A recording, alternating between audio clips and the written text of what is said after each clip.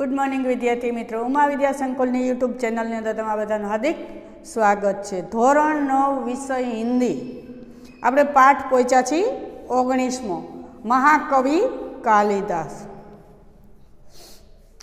महाकवि कालिदास ए हिंदी साहित्य और संस्कृतना खूबज मोटा जाणकार लेखक कवि हता। तो उसके जीवन की कोई ऐसी सचोट माहिती नहीं है कि उसका जन्म कब हुआ था। कोई चौक्कस समयगाला इसका नहीं है। जिस माहिती मिलती है उससे हम ऐसा अनुमान लगा सकते हैं कि उसका जन्म 365 ईस्वी सन और ईस्वी सन 445 के तब उसका निधन हुआ होगा। तो उसके कोई सचोट माहिती नहीं मिलती, इसलिए हम कोई सचोट उसकी साल नहीं दे सकते। और कहते हैं कि उसका जन्म उज्जैन नगरी में हुआ होगा, क्योंकि उसकी जो रचना है उसमें उसने बहुत सारी वर्णन कला उज्जैन का किया हुआ। उसके रास्ते, उसका कुदरती सौंदर्य, इस सब का उसने अपने काव्यों में उल्लेख किया है, वर्णन किया है। इससे हम अनुमान लगा सकते हैं कि उसका जन्म स्थान उज्जैन होगा। और दूसरी बात कि वो बाण से पहले हुए होंगे। बाण भट्ट है, वो एक लेखक है, उसने अपनी रचना में कालिदास का उल्लेख किया है। इसलिए हम कह सकते हैं कि कालिदास है वो बाण से पहले हुए होंगे। और दूसरा कि कालिदास है वो विक्रमादित्य के समय में हुए होंगे। विक्रमादित्य साहित्य प्रेमी, विद्या प्रेमी और कला प्रेमी थे, कि जो साहित्यकार है, कलाकार है, उसको वो बहुत अच्छी तरह से परखते थे और उसको अच्छे प्रोत्साहन देने के लिए इनाम देते थे। और कहते हैं कि उसके दरबार में 9 रत्न थे। उस 9 रत्न में कालिदास की गणना होती है। विक्रमादित्य ने अपने समय में ईस्वी सन की शुरुआत की थी। और दूसरा कि वो एक प्रसिद्ध अपने राज्य को अच्छी तरह से चलाने वाला एक शासक कहला सकते, क्योंकि उसके समय में थोड़े समय के अंतर में उसने अलग अलग सोने के सिक्के बाहर पाए थे। इसलिए हम कह सकते हैं कि वो एक प्रसिद्ध शासक थे। कालिदास की बात की तो कालिदास जब युवा अवस्था में था तब वह बहुत बड़ा मूर्ख कहलाता था। तब उसका नाम कालिदास नहीं कहते थे, तब मूर्ख युवक तरीके उसकी पहचान होती थी। कालिदास है वो जब युवा थे तब वो अनपढ़ थे, लेकिन निरक्षर थे। निरक्षर शब्द याद रखजो, तो कि वो निरक्षर थे, उसको कुछ लिखना पढ़ना आता नहीं था। और कहते हैं कि दुनिया के सबसे बड़े मूर्ख कहलाते थे। क्यों? कि वो जिस पेड़ की जिस डाली पर बैठते थे उसी डाली को वो काटते थे। हम लोग कहते हैं तो दूसरी डाली काटते, पर ये ऐसा मूर्ख था कि वो जिस डाली पर बैठता था उसी डाली को काटता था। दूसरी बात कि वो उस समय सादानंद नाम का एक राजा था। उसको एक बहुत गुणवान विद्वान पुत्री थी जिसका नाम था विद्योत्तमा। सादानंद का नाम भी याद रखना है, विद्योत्तमा का नाम भी याद रखना है। तो विद्योत्तमा बहुत रूपवती, गुणवती और विद्वान थी, इसलिए उसको अपने रूप, गुण और विद्या का बहुत घमंड था। वो विवाह युक्त हो गई थी तो उसने अपने विवाह के बारे में एक घोषणा की थी कि जो लोग उसको शास्त्रार्थ में हराएगा उसी के साथ वो विवाह करेंगी। तो बड़े बड़े विद्वानों, बड़े बड़े राजाओं, पंडितों उसके साथ तो शास्त्रार्थ के लिए आते थे, पर विद्योत्तमा ऐसे ऐसे प्रश्न पूछकर उसको परास्त कर देती थी, हरा देती थी, इसलिए उसको अपमानित करके भेज देती थी, अपमानित करती थी। तो इसलिए सब पंडितों और विद्वानों को ग्लानि अनुभवी पड़ती थी, इसलिए वो लोग अपमानित होकर जाते थे तो उसको बहुत दुख होता था। उस सब विद्वानों और पंडितों ने निश्चय किया कि इसका घमंड तो उतारना ही पड़ेगा, इसलिए सब ने मिलकर सोचा कि विद्योत्तमा का लग्न कोई मूर्ख युवक साथे करवा दे तो उसका घमंड चूर हो जाएगा और अपने अपमान का बदला लिया जा सकता है।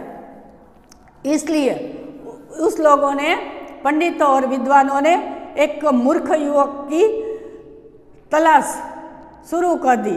थोड़े ही दिनों में वो लोग एक जगह से पसार हो रहे थे तो उसने देखा कि एक मूर्ख युवक है, वो जिस डाली पर बैठा था उसी डाली को काट रहा था। तो उसने सोचा कि इससे बड़ा मूर्ख तो कोई हो ही नहीं सकता, इसलिए पंडितों और विद्वानों ने मूर्ख युवक को समझा बुझा कर नीचे उतारा और उसको समझाया कि जो हमारी बात मानेगा तो राजकुमारी के साथ तुम्हारा विवाह करवाएंगे। तो मूर्ख युवक तो बहुत खुश हो गया और उसने पंडितों की बात मान ली। पंडितों ने कहा कि हम जो कहे वही तुमको करना होगा। तो उसने कहा कि हम तुमको जब राजकुमारी के पास ले जाएंगे तब तुमको कुछ बोलना नहीं है, गूंगा बनकर रहना है। युवक तो मान गया और उसने अच्छी तरह से तैयार किए और नए नए कपड़े पहनाए और जब उसको विद्योत्तमा के पास ले गए तब उसने उसका परिचय अपने गुरु है ऐसा दिया कि हमारे गुरु आए हैं, वो तुम्हारे शास्त्रार्थ करने के लिए आए हैं, तो तुम उसकी मंजूरी आपो। तो विद्योत्तमा उस पंडितों और विद्वानों की छल कपट को पहचान नहीं सकी, इसलिए उसने शास्त्रार्थ के लिए हाँ कह दी। जब कालिदास उसके पास आया, कालिदास बहुत सुंदर थे, अच्छे अच्छे कपड़े पहने थे और उसने पसंद आ गया और पंडितों ने कहा कि अभी हमारे गुरु का मौन व्रत चल रहा है, इसलिए वो बात नहीं करेंगे पर वो इशारा करेंगे। तो विद्योत्तमा को कोई उसमें खामी नहीं लगी, इसलिए वो मान गई। तो विद्योत्तमा ने शास्त्रार्थ शुरू किया तो उसने एक उंगली दिखाई, उसने एक उंगली दिखाई। तो मूर्ख युवक ऐसा समझा कि विद्योत्तमा उसकी एक आंख फोड़ना चाहती है, तो मूर्ख है वो कैसे रह सकता है।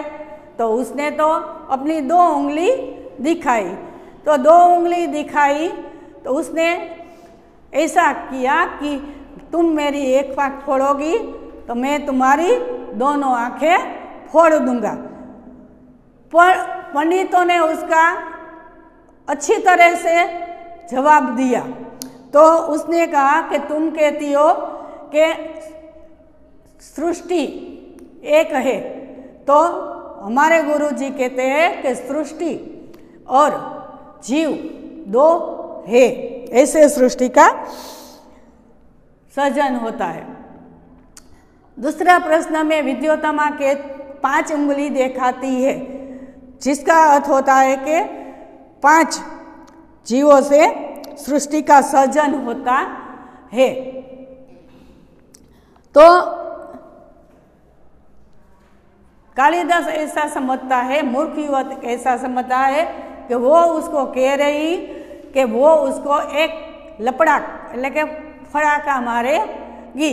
तो मूर्ख युवक तो कैसे रह सकता है, उसने गुस्सा दिखाया और कहा कि तुम जो मुझे लाफा मारोगी तो मैं तुझे एक गुस्सा मारूंगा, जिसका पंडितों ने अर्थ किया कि पांचों तत्वों से मिलने के ही पृथ्वी का सृजन होता है। आम अनेक प्रश्न करने के बाद विद्योत्तमा ने अपनी हार मान ली और विद्वानों और पंडितों के छल कपट से विद्योत्तमा का लग्न वो मूर्ख युवक से साथ हो गया। एक दिन की बात है जब विद्योत्तमा अपने कमरे में बैठी थी और बाहर एक ऊंट पसार हो रहा था, तो जो मूर्ख युवक था वो भूल गया कि उसको कुछ बोलना नहीं है और वो जोर जोर से चिल्लाने लगा, उठ रहा। तब विद्योत्तमा को मालूम हो गया कि उसके साथ छल किया गया है और दुनिया के सबसे मूर्ख के साथ उसकी शादी करवाई गई है। तब उसको बहुत दुख हुआ और उसने कालिदास को अपने महल में से निकाल दिया और उसने अपने द्वार बंद कर दिए। तब कालिदास को बहुत दुख हुआ और वो काली माता का तपश्चर्या करने के लिए निकल गया।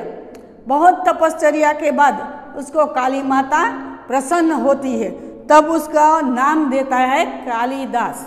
तब से उसका नाम कालिदास पड़ा। तब से पहले तो उसको मूर्ख युवक ही कहा जाता था। तो ये भी एक प्रश्न है कि उसका नाम कालिदास कैसे पड़ा। तो काली का बहुत उपासना करने के बाद जब काली माता उस पर प्रसन्न हुई, उस समय से उसका नाम कालिदास पड़ा।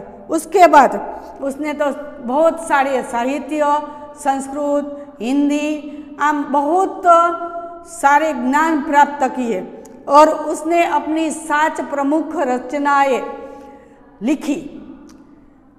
उसमें 3 काव्य संग्रह है और दूसरे नाटक है। तो उसने बहुत सारे ग्रंथों की रचना की और बहुत बड़े विद्वान हो गया। जब वो महल में वापस आता है तो वो अपना पंडिताई का सबूत देने के लिए विद्योत्तमा को कहता है, संस्कृत में कहते हैं अनावृत कपाट द्वार रही, એટલે કે કમરાનો દ્વાર खोलो, કારણ કે જ્યારે ગયા तब भी कालिदास जब गए तब भी द्वार बंद हो गए थे, तो अभी तक वो द्वार खुले नहीं थे। तो विद्योत्तमा को लगा कि अभी भी कोई ने उसको सिखाया है, ऐसे बोलता है। तब वो कई सारे प्रश्न संस्कृत में उसको पूछती है, उस सब प्रश्न का कालिदास सही सही जवाब देते हैं और उसने जो जो रचनाएं की है उस सब के वो आलोचना करते, वर्णन करते, तब उसको मालूम हो जाता है कि अब कालिदास मूर्ख नहीं है, वो बहुत बड़ा पंडित हो गया है। तब वो अपने कमरे का द्वार खोलती है और उसका स्वागत करती है। तो कालिदास है वो विक्रमादित्य के यहाँ 9 रत्नों में से एक थे और उसको एक महाकवि की उपाधि भी मिली है। इस तरह इस पाठ में कालिदास के 7 प्रमुख ग्रंथ है। एक है ऋतुसंहार, महाविक्रमाग्नि मित्र, विक्रमोर्वशीयम, मेघदूत, ऐसे बहुत सारी रचनाएं उसने की है। अभिज्ञान शाकुंतलम ये भी एक नाटक है। तो ऐसी कई रचनाएं महाकवि कालिदास ने की हो और संस्कृत में पारंगत हो गए हैं। तो इस तरह इस पाठ में ऐसी बातें हो गई। तो अब हम लेखक के कालिदास की जो है उसकी परिचय की है। तो लेखक है उसका नरपत बारहट हड़वेचा। राजस्थानी संस्कृत के लोक शोधकर्ता नरपत बारहट हड़वेचा ने MA B.Ed की उपाधि प्राप्त की है। जय नारायण विश्वविद्यालय जोधपुर से वे संलग्न है, लेकिन साथे संकળાયેલા છે। उनकी विशेष रुचि काज लेखन में है, एने वधारे पसंदगी लेखन कार्य में है। वे संस्कृति में के प्रवाहों और प्रवाहों को समझने के बलशील है। संस्कृत की भाषा ही सारी रीते जानी सके छे। महापुरुषों को नमन करते हुए आपने लिखा है, जिन्होंने देश सेवा को के खातिर अपना घर परिवार छोड़कर ऐशो आराम त्याग कर भूखे प्यासे नंगे पांव रहकर देश को गुलामी से झंझोरों से मुक्त करने के लिए सर्वस्व कुर्बान किया है, उसे लोगों को वंदनीय है। એટલે કે દેશ સેવા માટે થઈ, દેશને સ્વતંત્રતા લાવવા માટે થઈ જે લોકોએ ભૂખાર્યા છે, જેલમાં ગયા છે, આંદોલનો કર્યા છે, ઉઘાડા પડે ઘણું બધું ચાલ્યા છે, તો આવા લોકોને નમન છે। महापुरुषों के जीवनिया आपकी प्रसिद्ध कृति है। इस संग्रह में कुल 60 प्रसिद्ध महापुरुष का जीवन चरित्र अंकित है। प्रस्तुत जीवनी महाकवि कालिदास में कालिदास के जन्म और परिचय का एवं उनकी प्रसिद्ध साहित्यिक रचनाओं का विवरण है। इस कृति से यह संदेश मिलता है कि किसी बच्चे को बुद्धू मानना नहीं चाहिए, क्योंकि वह मौका मिलते ही हीरे की तरह चमक सकता है। हम कभी कभी कितने ही बच्चों को हम कह देते हैं अनायास, हमारे मन में ऐसे विचार नहीं होते तो भी हम ऐसे बोल जाते हैं कि तुमको तो कुछ नहीं आता है, तुम कुछ नहीं कर सकते, तुम कुछ काम के नहीं हो। ऐसे विचारों से बालक की बुद्धि है उसका विकास रुंध जाता है कभी कभी, और वो निराश हो जाता है। कभी कभी ऐसा भी होता है कि उसको एक आघात लगता है, जब वो दुर्गुनी तिगुनी चौगुनी प्रयास कर सके और उसमें सफलता प्राप्त कर सकते हैं। तो हवे આપણે આ પાઠની શરૂઆત કરીએ। તમે બધા પોતપોતાનું પાઠ્યપુસ્તક ખોલીને રાખો। कालिदास को हम मात्र संस्कृत के महाकवि के रूप में जानते हैं कि આપણે જોઈ छी कि कालिदास ने આપણે संस्कृतना महाकवि तरीके ओळखी छी। स्वयं महाकवि कालिदास ने अपने विषय में कुछ नहीं लिखा है। आ एनी महानता है कि एने पोता विषे पोते कांई लखेलू नहीं। हस्तचरित के शुरू में कवि बाण ने कालिदास का उल्लेख किया है। हस्तचरितनी रचना करी थी बाण भट्टे, त्यारे एने पोतानी कृति में शुरुआत में कालिदासना नामनो उल्लेख कर्यो छे। उससे पता चलता है कि कालिदास बाण से पहले हुए हैं। एटले आपणे एवुं कही सकी कि कालिदास छे बाणनी पहला थई गया हशे, एम एनो जन्म बाणनी पहला थयो हशे। कारण के ते पछी जेना जे आ साहित्य अने बधुं छे ए आवा महान संस्कृत साहित्यकार थई गया, एनी रचनाओनुं वर्णन बीजा लोको करता था। एक स्थान पर स्वयं कालिदास ने अपने अभिभावक के रूप में विक्रम नाम का उल्लेख किया है। अने कालिदासे पोताना एक लेखनी अंदर विक्रम नामनो उल्लेख कर्यो तो। वह कौन सा विक्रम में यह बात का अभी पूरी तरह पता नहीं चल रहा है। कारण के विक्रमादित्य पहलो बीजो ने त्रीजो 3 थई गया। तेनी अंदर कालिदासे क्या विक्रमनी नामनो उल्लेख कर्यो छे आपणे कही शकी नहीं। फिर भी उन्हीं राजा विक्रमादित्य और राजा भोज का समकालीन मानकर कितनी ही कथाओं का नायक बनाया गया है। कहे कि विक्रमादित्य राजाना अने राजा भोजना बेना समकालीन एटले के ई समय में थयेला घणी बधी कथाओं में एने नायक तरीके गणना मिली छे। विभिन्न भाषाओं में पहेलियों और लोक कथाओं में उनकी विद्वता, कविता और चमत्कारिक प्रसंगों का वर्णन मिलता है। तो कहने केवू केवू जुदी जुदी भाषा में, जुदी जुदी पहेलियों में अने लोककथा એટલે લોકો દ્વારામાં બોલવામાં આવેલી વાતોની અંદર આના પ્રસંગોનું વર્ણન કરવામાં આવ્યું છે। જન્મ और परिचय। कुछ विद्वानों ने कालिदास का जन्म 365 ईस्वी सन तथा निधन 445 ईस्वी सन माना है। तो के घणा बधा विद्वानोए एनो जन्मनो चोक्कस समयगाळो नहोतो એટલે એ લોકોએ અનુમાન લગાવ્યું છે કે ઈસવીસન 365 માં જન્મ થયો હશે અને એનું નિધન એટલે કે મૃત્યુ ઈસવીસન 445 માં થયું હશે એવું બધા લોકો અનુમાન લગાડે છે। महाकवि कालिदास ने जन्म स्थान के बारे में ठीक ठीक पता नहीं चलता એટલે કે એનું સ્થળનું પણ ચોક્કસ ખ્યાલ આવતો નથી। कुछ विद्वानों ने उनका जन्म स्थान उज्जैनी એટલે કે બજમાન ઉજ્જૈન माना है। घणा बधाए एवं विचारे छे विद्वानोनी के एनु जन्म स्थान छे उज्जैन हशे कारण के एना जे काव्य संग्रह छे एनी अंदर उज्जैननो उल्लेख वधारे थाय छे।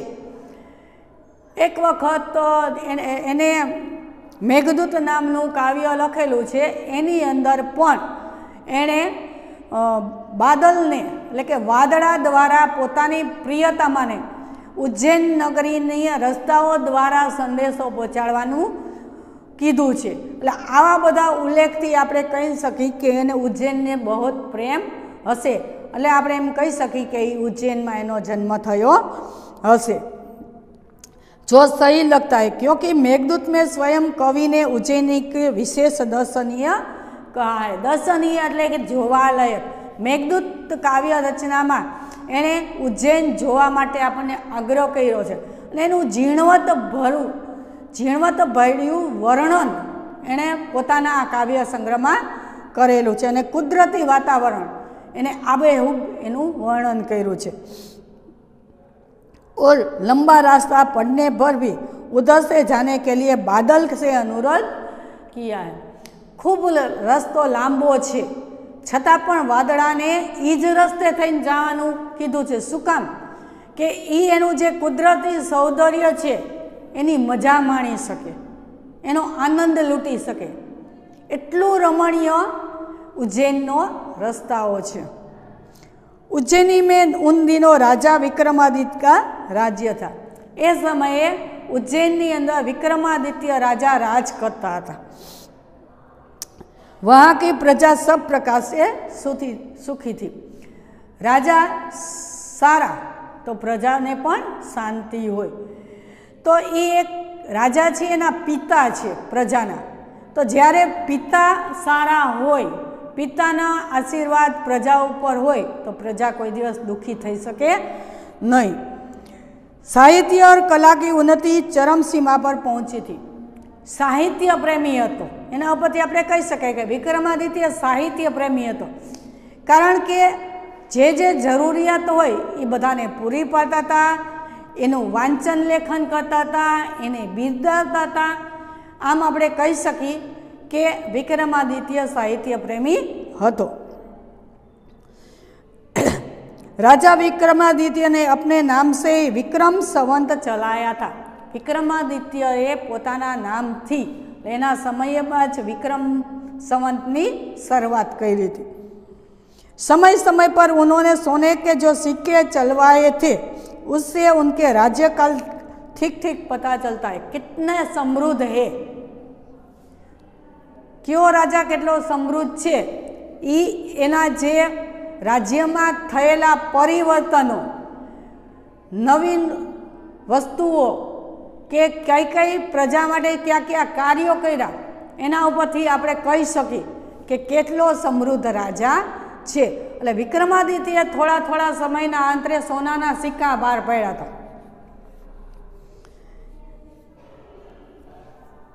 विक्रमादित्य के शासनकाल में जितना वैभव देश में था, जितनी साहित्य तथा कला की उन्नति हुई उतनी कभी नहीं हुई। साहित्य प्रेमी हतो, कला प्रेमी हतो, એટલે એને જરૂરી બધી સગવડો પૂરી પાડતો અને એને સારી રીતે સાંભળતો, એની કદર કરતો, તો એના સમયમાં જેટલી પ્રગતિ થઈ કલાની દ્રષ્ટિએ, સાહિત્યની દ્રષ્ટિએ એટલી પછી ક્યારેય થઈ નથી। एक से बढ़कर एक कवि, साहित्यकार और वैज्ञानिक इस युग में उत्पन्न हुए। साहित्यकारों और वैज्ञानिकों एना समय में थई गया। राजा विक्रमादित्य स्वयं साहित्य और संगीत के अच्छे जानकार थे। एने पण आवड़तुं हतुं। कदर क्यारे जाणे, हीरानी परख झवेरी ज जाणे के ज्यारे एने हीरो परखता आवड़तो होय। आपणा माटे तो पाणो अने हीरो बे सरखा ज छे। आपणे हीराने पण पाणो ज समझी पण ई हीरो क्यारे थाय छे के ज्यारे एने कंडारवामां आवे छे। तो आपणे हीरानी किंमत केटली छे ए न खबर पड़े, पण जे खरेखर झवेरी छे ई ज एनी परख जाणी सके। એટલે વિક્રમાદિત્ય છે એ પણ સાહિત્ય પ્રેમી હતો અને એનો જાણકાર પણ હતો। संस्कृत भाषा की उन्नति भी इस काल में ही अधिक हुई। संस्कृत पण लोको बधा सीखा एना समय में, दरेक लोकोने संस्कृत सीखवायुं। अपने पूर्व जीवन में बुद्धू माने जाने वाले कालिदास विक्रमादित्य के दरबारी कवियों में सर्वश्रेष्ठ है। शुं कहे छे के पोताना जमाना में बुद्धू मानवा वाला એટલે કે મૂર્ખ યુવક સમજવા વાળા જે કાલિદાસ છે એ વિક્રમાદિત્યના જે 9 કવિ રત્નો હતા એમાંના સૌથી મોટા સર્વશ્રેષ્ઠ ગણવામાં આવે છે। कालिदास के अतिरिक्त 8 और कवि भी दरबार में थे जो 9 रत्न कहलाते थे। कालिदास सिवाय बीजा 8 एवा कवि हता जे कालिदास सहित 9 रत्न तरीके जाणीता हता। आ तमे याद राखजो कालिदास ने कितनी रचनाएं थी, विक्रमादित्य के राज्य में कितने 9 रत्न थे। ऐसे ऐसे कई प्रश्न, इन्हें कितने ग्रंथों की रचना की है, वो मूर्ख क्यों कहलाता था, उसको ज्ञान कहाँ मिला, उसको कौन सी माता का वरदान मिला, आवा आवा कई सवाल हमारे पाठ में है। तो आपणे आज अहींया सुधी राखशुं। हवे पछीना नेक्स्ट पीरियड में मळशुं त्यारे आना पछीना पाठनी चर्चा करीशुं। आभार।